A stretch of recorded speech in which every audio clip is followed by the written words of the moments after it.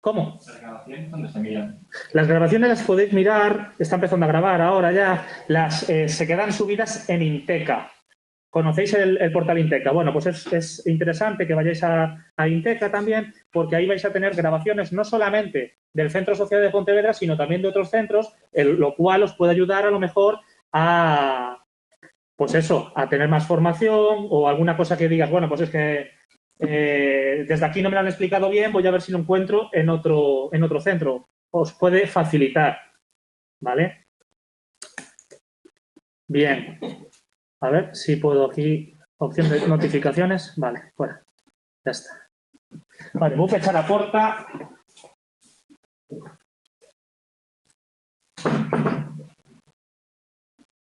Bien. Bueno, pues vamos a empezar. Me voy a presentar. Yo soy Aarón, voy a ser vuestro profesor, tutor en esta asignatura. Soy psicólogo, psicólogo general sanitario, educador social, doctorando en la Universidad de Santiago de Compostela, miembro del grupo de investigación Under Risk, problemas de conducta y trastornos del desarrollo. Trabajo con personas que cometen delitos. En primer lugar, trabajé con maltratadores y hay que utilizar la palabra maltratador en este caso. En otros casos no. No se puede utilizar etiquetas porque condicionan la intervención, pero en el caso de los maltratadores sí que es necesario que asuman el rol de maltratadores. Entonces, básicamente porque cuando llegan muchas veces no asumen ese rol y vienen a terapia por imposición legal, pues con mucho genio. Entonces hay que marcar mucho y hay que ser muy directivo en ese rol de psicólogo o psicóloga con personas que cometen delitos. Actualmente trabajo más con adolescentes y bueno, mi función es esa un poco, las técnicas de modificación de conducta de estos chicos y chicas que cometen delitos de los 14 a los 21, 22, depende, ¿no? Igual algunos de vosotros, por ejemplo, tenéis esa edad o menos, ¿no? Porque sois jovencitas, sobre todo, jovencitos. Bien. Bueno, pues estos chicos y chicas hay que trabajar con ellos, ayudarles para modificar un poco esas conductas de riesgo o problemáticas. Bien, entonces, fundamentos de investigación. La vamos a dar los lunes. La semana que viene es festivo. Día 12, ¿vale? 12 de octubre, por lo tanto no tendremos clase y en principio cualquier duda que os surja, ya lo comentaba antes de grabar, me la hacéis por favor o en el mail o en el correo. Bien. Os tengo aquí como subrayado el texto. Es importante que utilicéis el libro de texto, claro. Yo entiendo que a lo mejor queréis utilizar resúmenes y tal. Eso ya a vuestro criterio, ¿vale? Pero sí que esto de aquí es interesante que utilicéis el propio libro de la asignatura. Bueno, los temas son 11 temas y en cuanto a la PEC, los que estáis en casa o las que estáis en casa, si tenéis dudas, escribirlas, hacerlas sin inconvenientes más. No os vemos, así que no tengáis vergüenza. ¿Sabéis lo que es una PEC? Práctica de evaluación continua. Las vais a tener en prácticamente todas las asignaturas. ¿Qué pasa? Con la salvedad que en algunas de ellas las vais a hacer en el examen y otras las vais a tener que entregar y será el profesor tutor del centro asociado quien la corrija. En este caso, vais a hacerlo en el examen. Bien, y en el modelo de examen será algo así, que lo vamos a trabajar también, lo vamos a practicar para que no tengáis dudas, pero sería esto. Esto que pone diseño, los que estáis en casa veis esto, no sé si lo veis. A ver. No, los que estáis en casa no lo veis, eso, un segundo.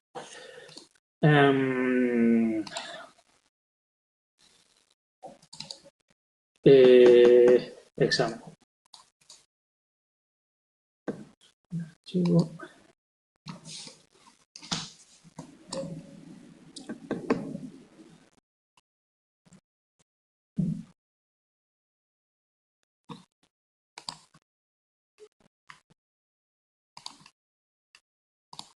Vale. ¿Veis? Esto sería la práctica de evaluación continua llevada al examen. Lo veis ahora. Se os presenta un diseño de investigación y luego, acto seguido, va a haber una serie de preguntas, pues, por ejemplo, ¿cuál es la variable independiente? ¿Cuál es la variable dependiente? ¿Qué tipo de diseño es? ¿Experimental, post-experimental? Etcétera.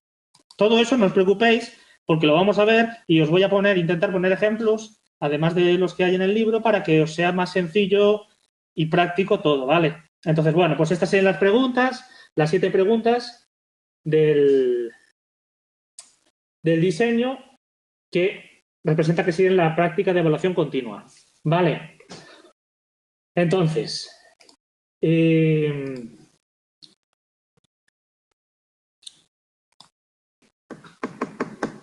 bien.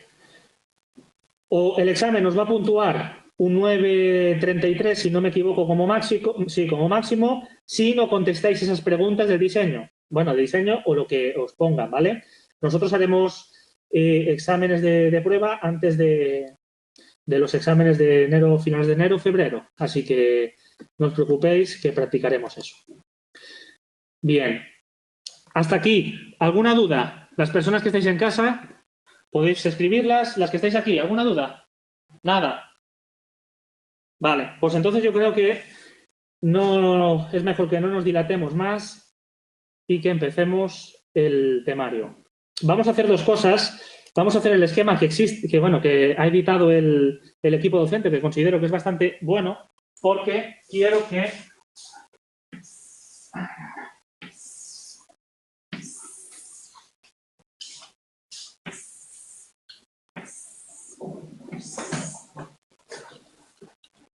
hagamos una cosa. Esquema básico. Bien. No anotamos para las prácticas. No anotamos para las prácticas. Las prácticas son en el propio día del examen. Me refiero. Va a haber una serie de preguntas y en esas preguntas, pues bueno, estarán relacionadas con prácticas que hayamos dado en clase, pero no va a haber una práctica de evaluación continua como en otras asignaturas que tenéis que hacer un trabajo, una investigación, etcétera. Aquí no. Simplemente vais a tener que contestar una serie de preguntas que os ponga el equipo docente en el examen. Bien. Vamos a ver esto y lo vamos además a ir repitiendo durante parte de la clase. ¿Por qué? Porque es fundamental que entendamos el modelo hipotético deductivo, el modelo inductivo y el modelo deductivo. ¿Os suena algo eso? Sí, bien. Entonces, esto a modo de ejemplo, vamos desde algo más general a lo particular. ¿Eso qué método sería? Sería uno de los 2 modelos, inductivo y deductivo. ¿Sabéis? De lo general a lo particular. Deductivo, muy bien. Sería deductivo, exactamente. Y si vamos de lo particular a lo general, estaríamos en inductivo. Bien. Va a ser importante porque parte de lo que vayamos a ver están basados en esos 2 modelos, que además, y a modo de ejemplo, vamos a hacerlo ahora. Vamos a estar dando un repaso general primero del temario y poco a poco iremos especificando más. Es decir, primero vamos a ver los primeros conceptos de forma muy resumida y poco a poco iremos abordando de forma más específica. Considero que como método de estudio es mejor ese, porque a veces te pones a leer un temario y dices, ¡fua!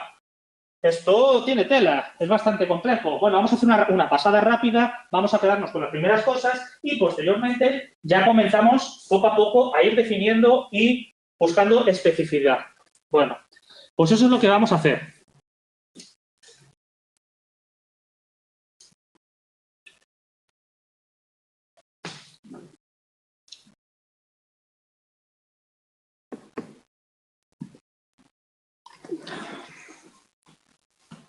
Bueno, no cambia de página ahora. Bien, la definición dice, el método científico, ¿qué es? Bueno, pues es un procedimiento general, es decir, general implica que son distintas disciplinas las que lo pueden utilizar. empírico, es decir, basado en hechos observables. Tenemos que ya localizar la palabra empírico y asociarla a positivismo lógico. ¿Sabéis lo que es el positivismo lógico a nivel de corriente filosófica? No. Fijar. Bien. La carpeta ha caído. Bien, es un hecho observable. No es un hecho basado en la conciencia, no es un hecho basado en una construcción de vuestro aprendizaje vital. Es un hecho totalmente observable. Esto, muy resumido, evidentemente, es el positivismo lógico. Y, insisto, es interesante que vayáis asociando empirismo con ese positivismo lógico. Dice, el método también es sistemático. ¿Qué significa sistemático? Significa que vamos a utilizar una serie de procesos, una serie de fases, todas más o menos con un carácter y una lógica. Y que debe ser así, además, para que llegar a unas conclusiones.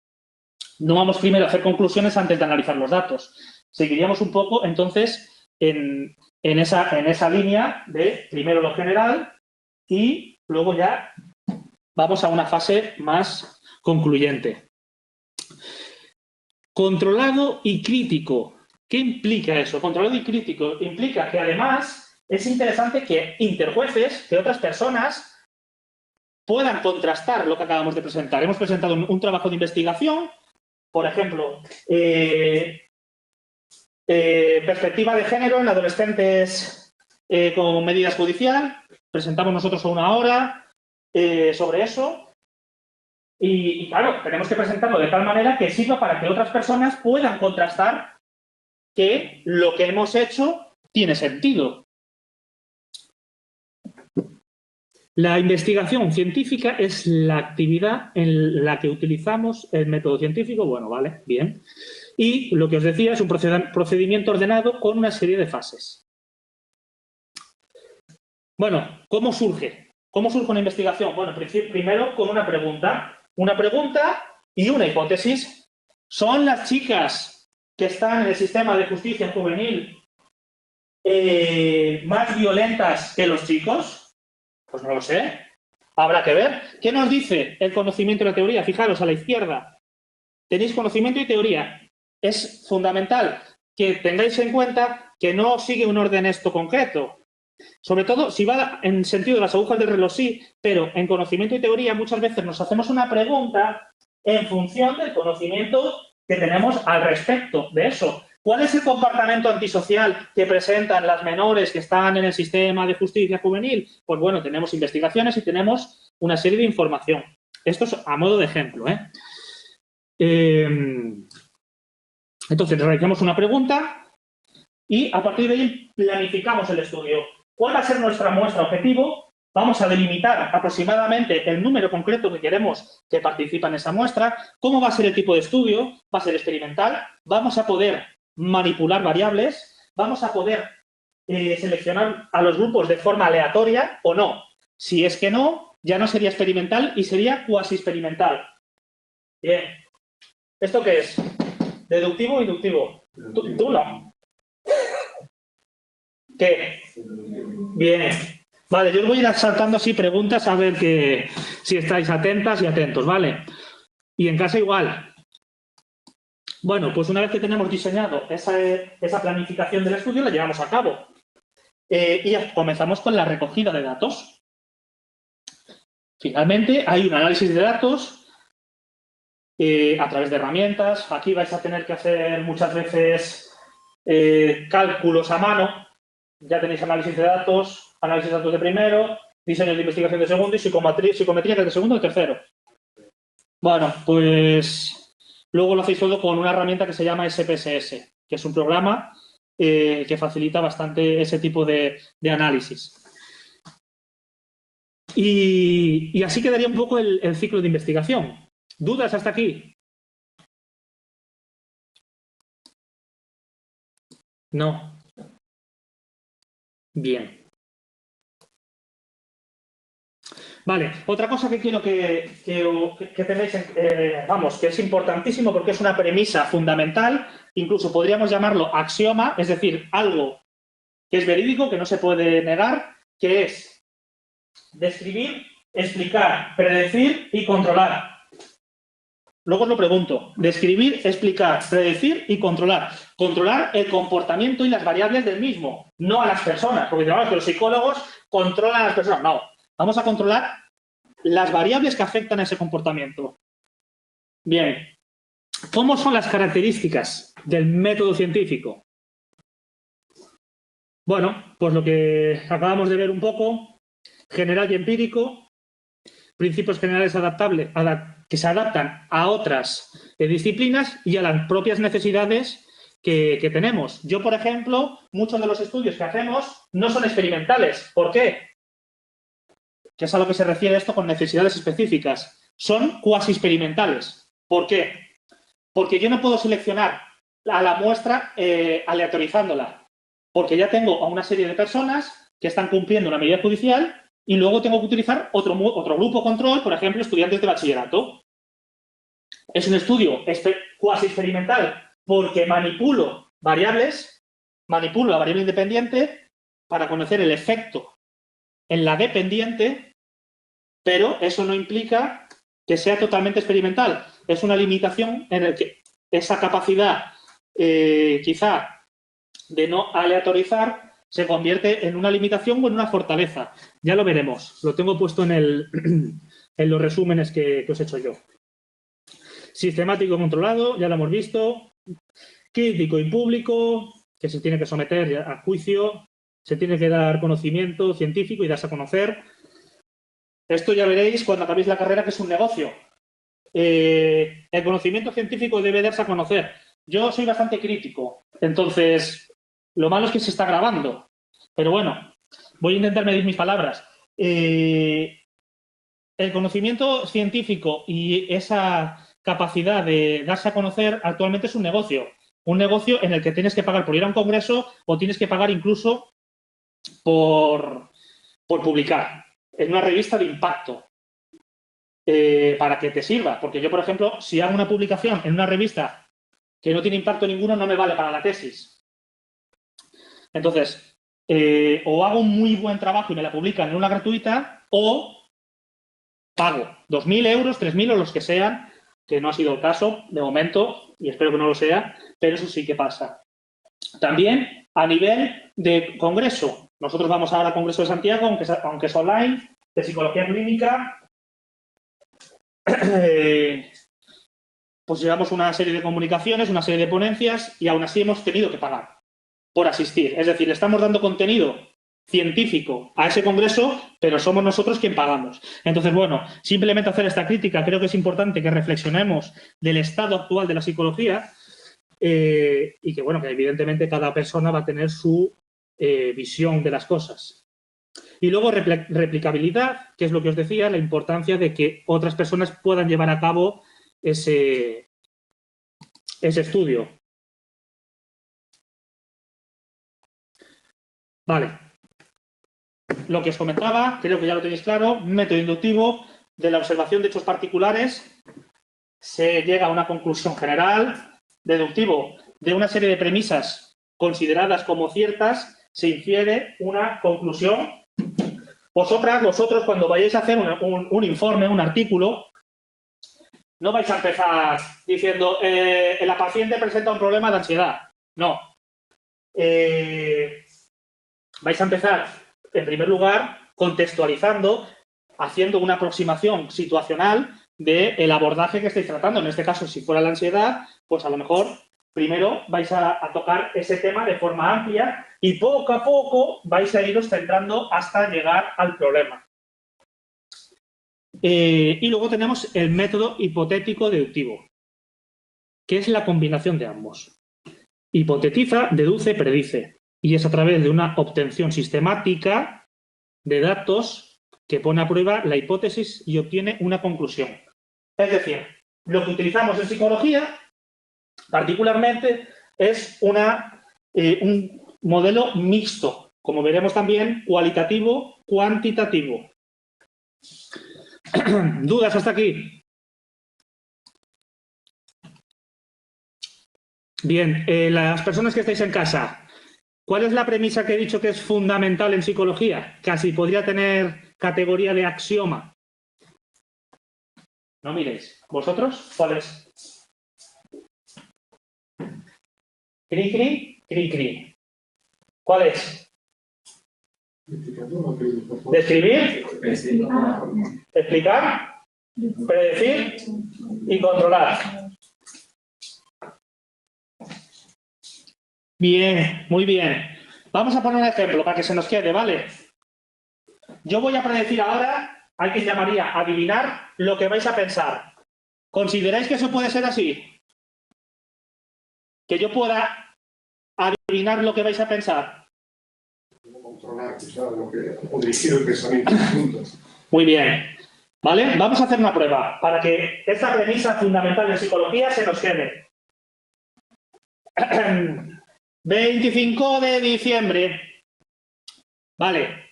Adivino, predigo que muchas de las personas que estáis aquí y en casa, y si no es así, hacérmelo saber, habéis pensado fum, fum, fum. ¿Sí o no? Bien. ¿Por qué? Porque ha habido un estímulo discriminativo, mi conducta verbal, que en función de vuestra historia de aprendizaje ha creado una respuesta. Eso es un pensamiento. También lo podemos entender como conducta o a nivel cognitivo de otra forma, pero vamos a llamarlo conducta privada en este caso. Es decir, un estímulo discriminativo ha creado una respuesta en función de vuestro aprendizaje. Lo vais a ver esto mismo en aprendizaje también. Condicionamiento clásico, condicionamiento operante, Pavlov, Skinner, etcétera. No vamos a entrar ahí, porque se nos va. El hecho está que yo puedo explicar por qué ha pasado eso. Puedo predecir lo que ibais a pensar y además controlar el contexto. ¿Os dais cuenta? Entonces, por favor, esa premisa que es fundamental en psicología, y aquí lo vamos a ver ahora, ya veréis cómo os tenéis que acordar. Eso, si lo lleváramos a otro ámbito, si lo lleváramos a lo mejor a la física, podría ser lo mismo si yo tiro esto y cae, evidentemente que cae. Y nos diría que la ley de la gravitación universal de Newton pues nos lo explica mediante la masa de los objetos y la atracción. Nosotros en psicología tenemos que tener algo parecido, pero utilizando, como digo, modelos mixtos también que nos permitan cierta subjetividad. Que como veremos, esa subjetividad en la revolución científica con Galileo fue necesaria a nivel de astronomía. Os lo he puesto en el resumen. Vamos a ver si nos da tiempo también a mirarlo. Que, no sé. Bueno, ¿cuáles son las funciones de una teoría científica? Bueno, pues sistematizar conocimiento, explicarlo, predecirlo y, además, orientar a futuras nuevas investigaciones.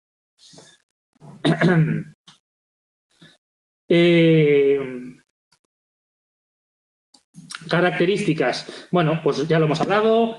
Susceptible de estar a prueba por otras personas y modificarse incluso. En el libro tenéis el ejemplo de la disonancia cognitiva, teoría de la disonancia cognitiva, es interesante que lo veáis. De todas maneras, vamos a hacer un ejemplo también. Coherencia lógica. Claro, tiene que tener una coherencia de lo que yo estoy estudiando, tiene que seguir una serie de pasos y una serie de fases. La capacidad de escribir, explicar, predecir, creo que ya está clara. El alcance explicativo, a mayor alcance, mejor. La simplicidad, principio de parsimonia en la simplicidad. ¿Qué es el principio de parsimonia? Que si puedo ir recto, no me vaya dando tumbos. Me refiero, a veces nos liamos a hacer explicaciones. Podemos utilizar la palabra tautológico, tautológicas o circulares. Con el run, cuando realmente podemos llegar a una conclusión de forma precisa y sin tanto rodeo. Eso es una característica de la teoría científica. Y además, tiene que ser fértil, tiene que ser permeable a esas intervenciones por parte de otras personas.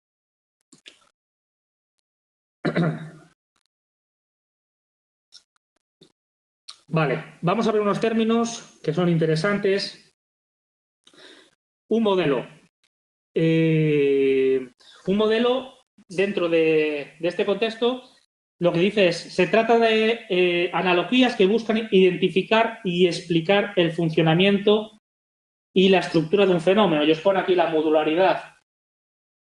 Es decir, la división de módulos de algo de tal manera que me ayude a esa capacidad explicativa y predictiva.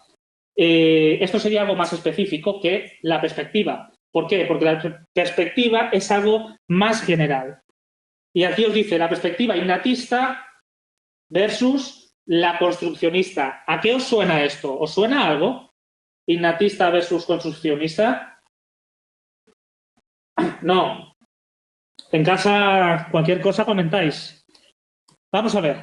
Es un poco el debate que existe en filosofía de nature, nurture, innato, adquirido.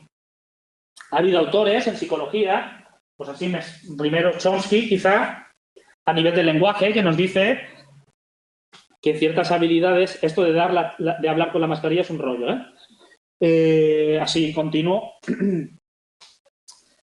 nos dice que ese lenguaje es innato. Yo no lo puedo entender así, eso. Yo no lo veo así. Como psicólogo, yo no creo que eso sea así. Porque entonces representa que estamos como un poco preestablecidos. Yo soy más, en todo caso, de esta perspectiva construccionista, que como hemos visto hace un momento, en función del 25 de diciembre y de mi historia de aprendizaje, das panxoliñas o villancicos en castellano, hemos construido una realidad. Pero bueno, no vamos a entrar tampoco en ese debate, aunque vamos a tener que comentar parte de él, no quiero entrar en exceso. Pero bueno, si tenéis dudas, hacerlas. Constructo. Un constructo es una palabra de difícil o de abstracta definición, como os pone aquí, ¿no? Y os dice la inteligencia, la depresión, la creatividad, y os digo yo más, la motivación, la inteligencia emocional, la resiliencia, que son, dentro de la polisemia de psicología, palabras, conceptos, y cuidado lo que voy a decir, pervertidos a nivel social, que pierden un poco su origen y su función dentro de un contexto sanitario / clínico.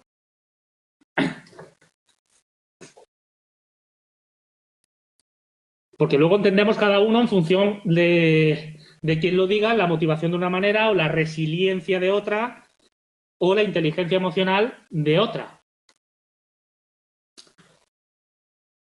Bueno, del constructo a las variables. Las variables son las que necesitamos para operativizar una investigación. Yo recuerdo, quería operativizar la relación terapéutica, porque me parece muy importante el vínculo que estableces con, llámalo paciente, cliente, usuario, como queráis.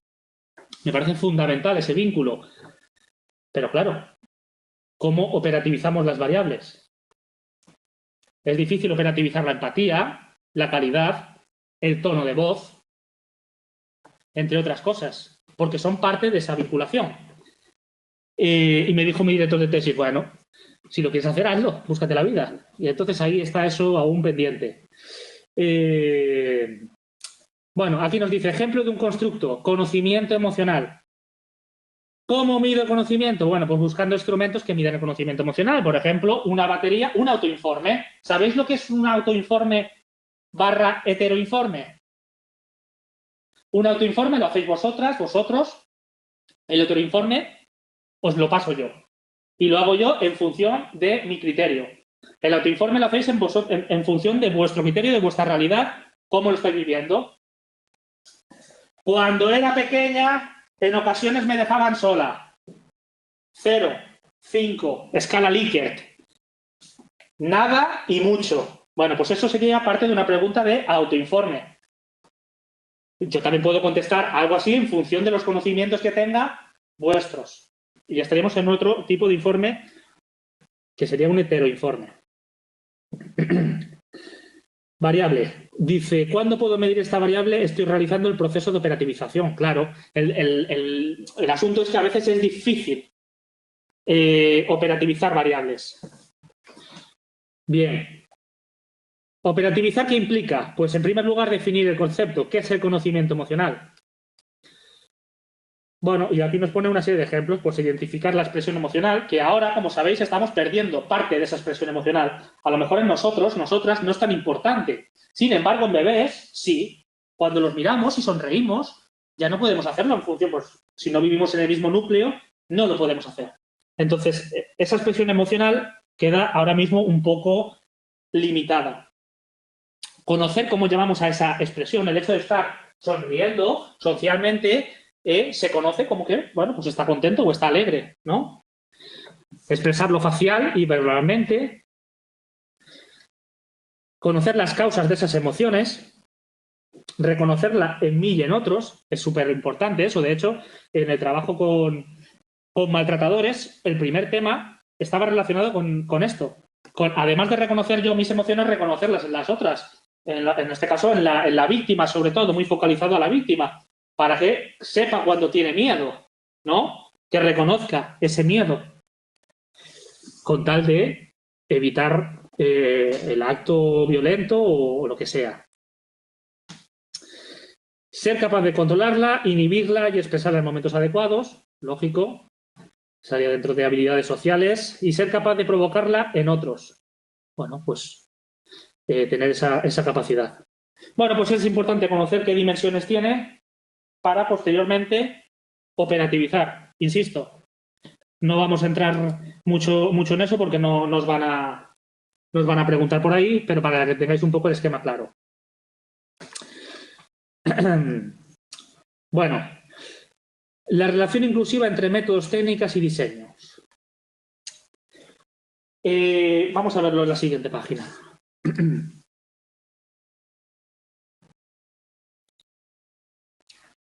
Vale. Aquí tenemos dos formas, dos aproximaciones de ver la investigación. La cuantitativa y la cualitativa.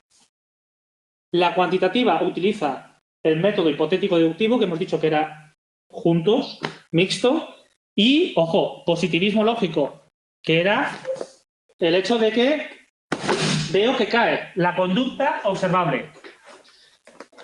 La cualitativa utiliza el inductivo y esa construcción de la realidad o de la conciencia en el caso de la fenomenología. ¿Vale? ¿Estáis flipando? ¿Es demasiado rollo o qué? ¿O estáis bien? Es que os veo como así, como con miedo. ¿Sí o no? ¿Bien o no? Sí. Vale, ¿y en casa qué tal?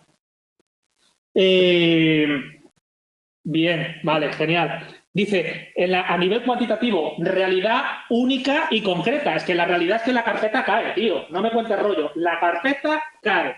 Sin embargo, en la cualitativa no, porque va a ser en función de vuestra experiencia, pues lo que fuimos antes, asustada. Bueno, cualquier duda me comentas al correo o al foro y así somos todas y todos partícipes de esa duda. La realidad no es única. ¿Por qué? Porque va en función de la historia de aprendizaje. Es decir, si yo no conozco a Pancholiña, esa, o el villancico del 25 de diciembre, fum, fum, fum, pues hombre, pues no voy a poder pensar fum, fum, fum. Luego, otra característica de la cuantitativa, la generalización. La importancia, ¿no?, de poder generalizar los datos. Y además busca, que aquí no lo pone, causa. Causa-efecto, causalidad. En el resumen que yo os he preparado, sí. La cualitativa busca más bien una correlación de variables, en todo caso, covariación / interpretación. Dice, pretende descubrir proposiciones, comprender. Bien, ¿cuál es la premisa básica de psicología? Tal.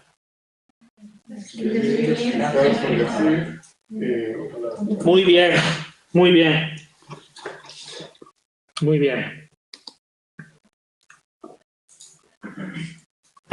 Bueno, relación entre postulados, paradigmas y métodos de investigación. Simplemente quedaros un poco con las definiciones, no vaya a ser que pregunten. ¿Qué es un postulado? Una afirmación sobre la realidad, sobre vuestra realidad, ojo. Un paradigma ya sería una serie de esos postulados que construyen como más un modelo. Y todo ello configura nuestra perspectiva acerca de cómo hay que investigar, qué opción metodológica utilizamos para investigar la realidad.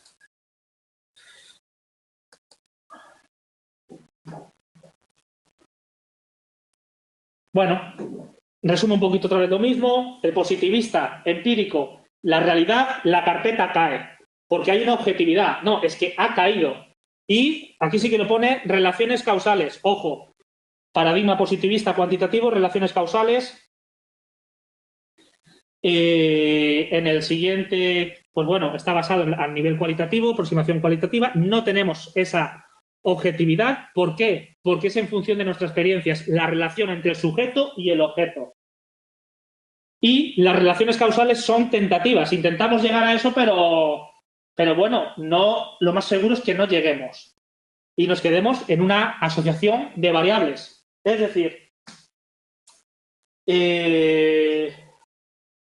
por ejemplo, ¿el consumo de cannabis puede provocar estado psicótico? Sí, puede provocarlo, pero no sabemos si es exactamente por eso. No sabemos si es exactamente la causa o es que esa persona tenía otra tendencia subyacente para que provocara eso.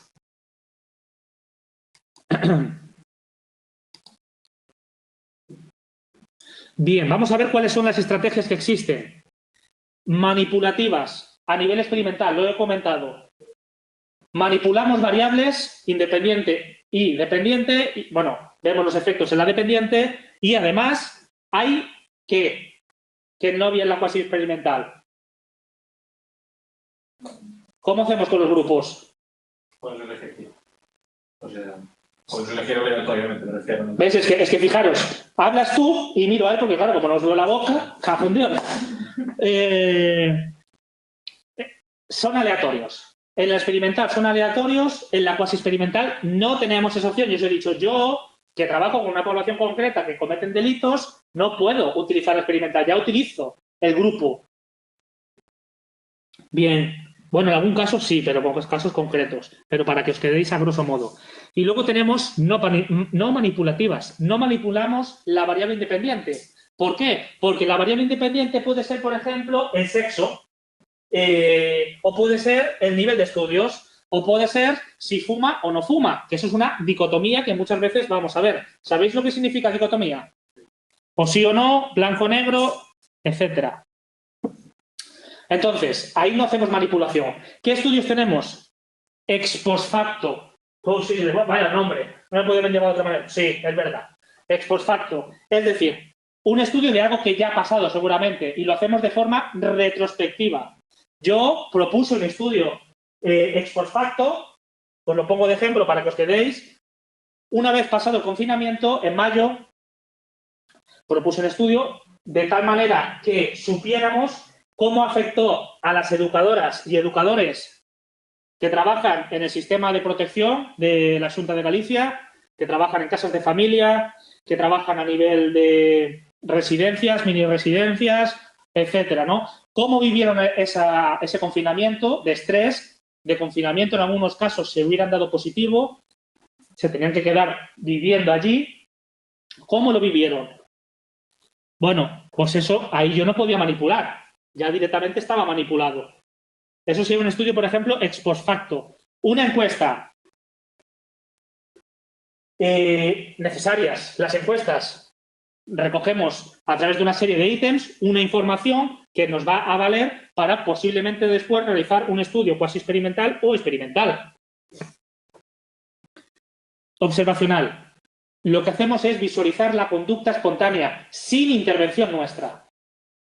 Bueno, ¿cómo juega un niño, por ejemplo, o una niña en el recreo? ¿Cómo se relaciona? Dime. ¿Qué diferencia hay entre ex post facto y observacional? Claro, en el observacional estás mirando en ese momento la conducta. Es decir, yo estoy mirando, estoy sentado, fuera, bueno, en terapia familiar, por ejemplo, muchas veces se utilizan estos estudios. ¿Por qué? Porque casi siempre tienen una sala donde están haciendo la terapia sistémica y luego hay un cristal y detrás hay un supervisor o supervisora que está haciendo una observación de esa situación sin intervenir. ¿Vale? Eso sería un ejemplo. Sí, dime. Entonces, o sea, non podes manipular as variables, Claro. pero sí que podes provocar a situación que ti queres observar. Sí, claro, ti estás interesado nunha situación concreta, por exemplo, xa digo, a relación deste rapaz posible víctima de bullying ou non no recreo e queres ver como se relaciona, claro, eso sí. Sí. En el caso que hiciste de terapia, Sí. no se intervenía como indirectamente, porque ya que se sabe que al otro lado hay una persona observando, la forma de actuar no es natural. Entonces, es diferente. Es que eso se firma, eso, en el caso concreto este de terapia familiar, es algo que ya viene implícito. O sea, firmas, autorizas tú en ese momento y sí que se convierte en natural. De hecho, no hay estudios que demuestren que la persona va a fingir ni nada por el estilo. En el caso concreto ese. Pero no hace falta que utilicéis ese ejemplo, ¿eh? Yo os lo he dicho a modo de tener una visión más. Nos va a afectar diferentes tipos de estrategia a nivel consciente. ¿En qué punto de nuestra investigación nos va a afectar el diferente tipo de estrategia a nivel cuantitativo? ¿De qué investigación? ¿En qué punto de nuestra investigación? ¿A qué te refieres con nuestra investigación? Concrétame eso. Entonces, puede ser, ¿eh? Puede ser que haya, en algunos casos, sé que me estáis mirando y voy a actuar diferente. Pero, bueno, hay que ver el caso y eso serían variables extrañas que tendríamos que controlar. A ver, F. Gómez, que es que, claro, aquí estáis como F. Gómez, que es Flora Gómez. Concrétame, porque no. ¿Cómo nos va a afectar el estudio tipo de modelo? En el estudio para el examen, ¿te refieres? Bueno, tenéis que conocer simplemente los modelos, las estrategias y las técnicas. No, es que no acabo de entenderte. ¿Vosotros lo entendéis? Era una investigación que según qué tienes que escoger un tipo de modelo u otro, que es lo que cambia después. Ah, ¿por qué elegimos un modelo o elegimos otro? Es eso. En la investigación que vamos a llevar a cabo, pero es que no vamos a llevar a cabo ninguna investigación. ¿Qué investigación vamos a llevar a cabo? Nosotros, en clase, no vamos a llevar ninguna. El hecho.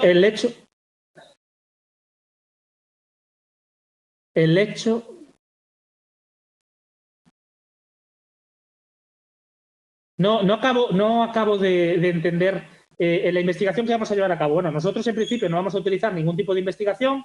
Lo que vamos a hacer es el repaso de todos estos contenidos y elegiremos una estrategia u otra en función del estudio que queramos realizar. Por eso es fundamental tener una base concreta de investigación para elegir un modelo, elegir otro. No sé si te he contestado porque no acabo de entender muy bien la pregunta. Bien, seguimos entonces. Vale, gracias. -4. Bueno. Investigación cuantitativa manipulativa. Causa-efecto. Si llueve fuera, ¿se moja el suelo? Vamos a ver. Ahora mismo, ¿se está mojando el suelo ahí fuera? Vale, pues eso es lo que tenemos que tener claro. ¿Qué es una causa y qué es un efecto? Si yo prendo fuego a esta mesa, la mesa se quema. ¿Vale? Así, muy básico. Pues eso es una característica fundamental de la investigación cuantitativa a nivel experimental. A nivel experimental. Es decir, la causa, os dice aquí, precede al efecto, no al revés. Y además tiene que haber una relación. No puede ser por otra cosa. No, tiene que ser por eso. El suelo se ha mojado ahora porque está lloviendo. No porque pase otra cosa. Descartamos posibles explicaciones distintas a la causa. Bien. Manipulamos la causa, variable independiente, podría ser mojar el suelo y observamos cuál es el efecto de la variable dependiente. Pues se moja. ¿Alguna duda con eso?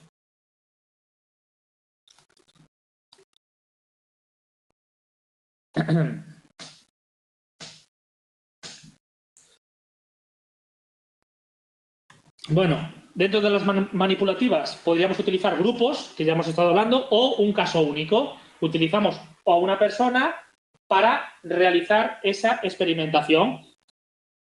Por ejemplo, el caso de la situación extraña de Ainsworth. ¿Conocéis eso? Vale.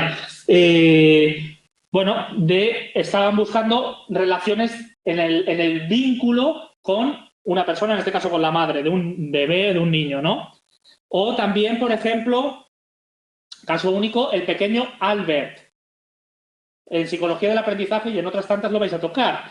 El pequeño Albert fue condicionado en un principio a tener miedo a los conejos. Luego hubo un contracondicionamiento porque éticamente lo que hicieron fue un desastre.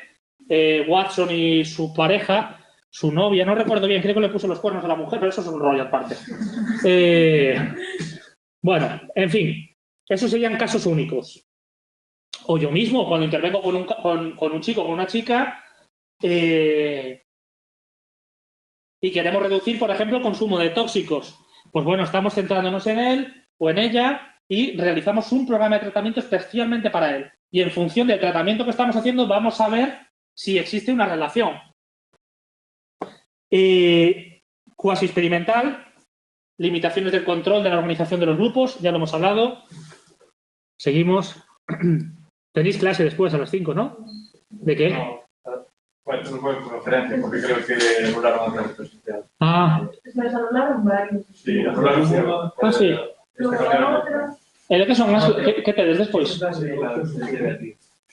La siguiente. Psicología social. Ah, bueno, esa es chula. Esa asignatura es chula. No, Bueno. ¿a qué hora miras eso? Porque a mí me mandaron un mensaje ahora. Vamos, que nos vamos, que es tarde. Investigación cuantitativa no manipulativa. Las variables independientes son de selección de valores, como por ejemplo, os lo dije antes.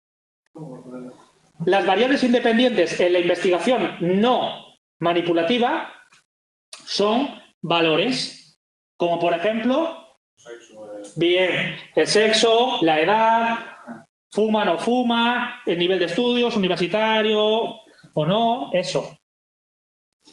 Se eligen a los participantes por determinadas características. Y la variable que hace las funciones de variable independiente, aquí, ojo, esto es importante, se denomina predictora. En la investigación cuantitativa no manipulativa, la VI pasa a llamarse V predictora, ¿vale? Variable predictora. Y la variable dependiente, variable criterio o pronóstico. Subrayarlo en 3 colores diferentes porque eso puede ser pregunta de examen.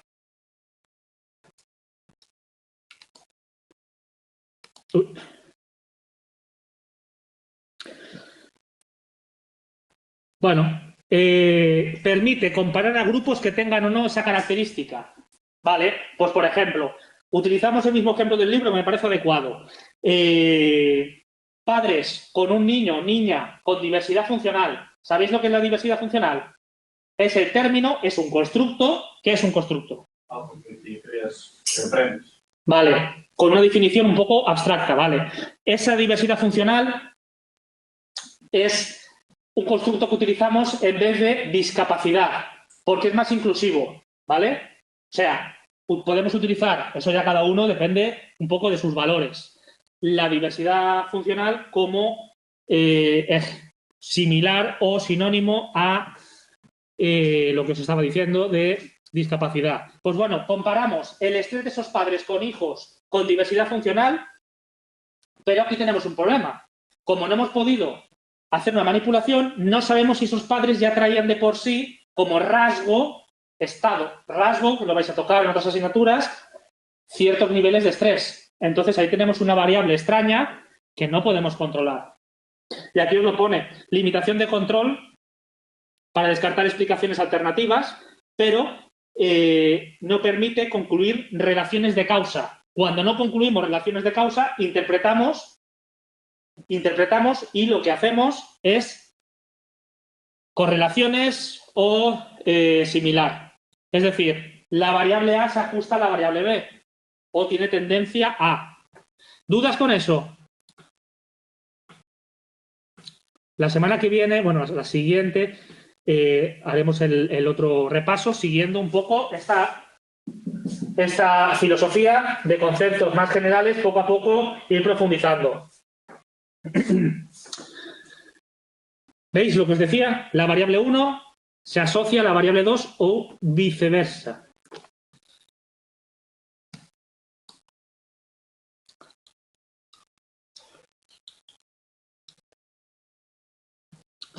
Mira, lo que os decía antes a nivel observacional, estudio de la conducta espontánea.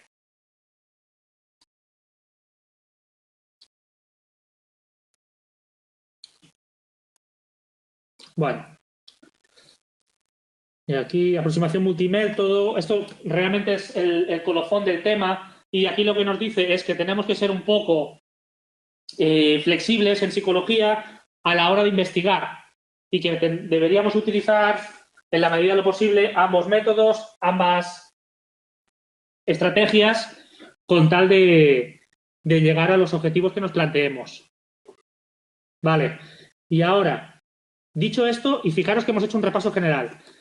Yo creo que vamos a poder contestar algunas preguntas de examen de este año pasado, que lo tenemos aquí. Una pregunta acerca de los exámenes. Sí. Son para toda España igual, en plan, ao ser profesor de aquí non faz os de aquí. No, os exámenes están marcados polo equipo docente, es decir, dende Madrid, que marca o examen, nós non podemos facer nada, en ese sentido. Os exámenes de anos anteriores que están no de Alex, esto... Ustedes, en depósito de exámenes UNED Calatayud. Ponéis en Google UNED Calatayud y ya os sale. UNED Calatayud. Sí, depósito de exámenes. Vale, vamos a hacer las preguntas teóricas estas muy brevemente,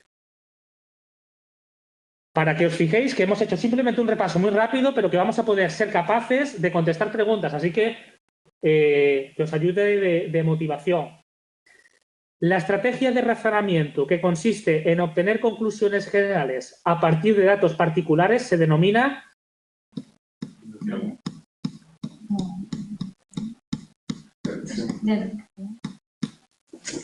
A ver, en casa, la 8, ¿qué letra?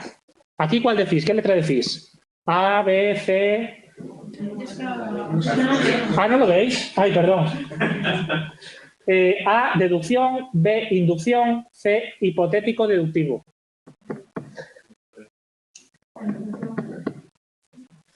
Conclusiones generales a partir de datos particulares. Tenemos aquí las pirámides estas que me han salido muy mal, pero bueno. Y tenemos eso, ¿no? A partir de datos particulares tenemos una conclusión general. ¿Vale? Bien. El método mixto supone la complementariedad de A, estrategias cualitativas y cuantitativas. B, estudios experimentales y cuasi experimentales. Y C, las diversas estrategias cualitativas. ¿Seguro que es la A? ¿No es la B? Bien. Muy bien. A ver, la pregunta 10 si es de primer tema. Bueno, sí, la podemos contestar. Igual no es del primer tema, pero yo creo que la podéis contestar. La pregunta de investigación. ¿Existe relación entre la calificación en la asignatura de lengua y el número de libros leídos al mes? Establece una relación de A, causalidad, B, covariación, C, clasificación.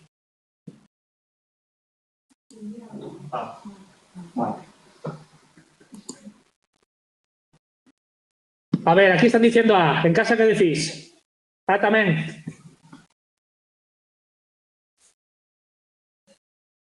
Y un churro. No es la A. Es la B. ¿Cómo va a ser una relación entre la clasificación en la asignatura de lengua y el número de libros leídos al mes? Es decir, leo 400 libros y entonces sí, es causa. Esa es la causa únicamente. Porque no podemos controlar que tú leas 400, tú 500 y yo 3. Entonces, ahí que hacemos una covariación de ambas variables. Bueno, puede ser que el hecho de leer más libros de lengua y literatura te ayude a aprobar el examen. Ojo con esto porque son preguntas que salen siempre. Son preguntas que salen siempre. Es una covariación. Vale, creo que las siguientes ya son de otros temas. A ver. Sí, nada. Bien. Vale. ¿Qué tal la clase entonces? ¿Dudas que os hayan surgido que queréis comentar? ¿O algo que me queréis decir?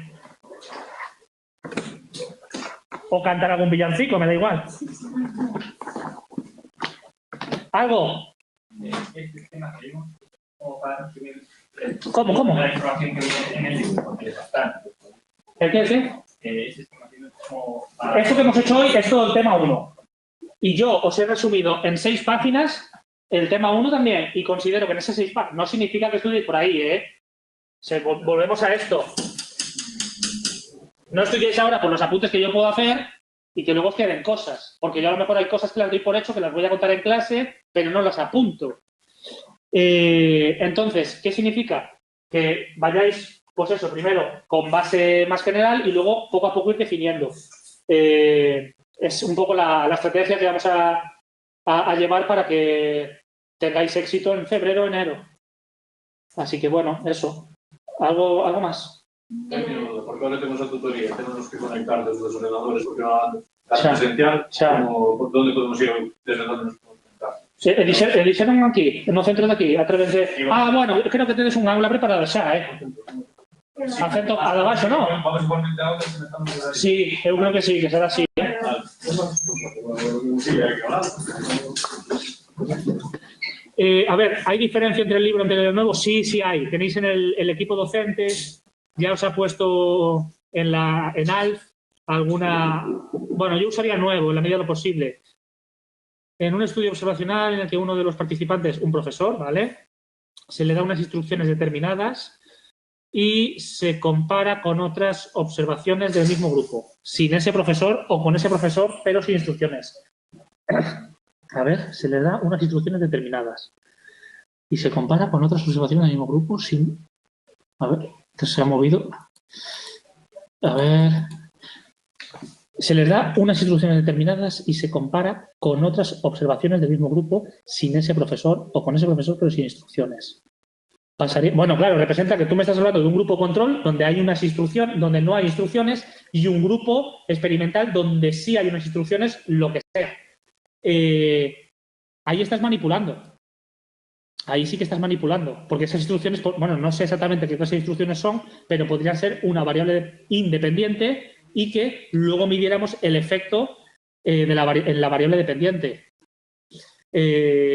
Pues, no sé, por ejemplo, unos tienen que leer una revista, a modo de ejemplo, unos tienen que leer una revista sobre cosas sádicas y otros una revista sobre amor o Mr. Wonderful, como queréis llamarlo. Entonces, o no leer ninguna revista, el grupo control, ¿no? Entonces, en el experimental hay ahí una manipulación, porque luego si queremos medir, por ejemplo, cómo se siente uno y cómo se siente otro, pues en el aspecto que sea, en la variable que sea, hemos hecho una manipulación. No sé si te he respondido.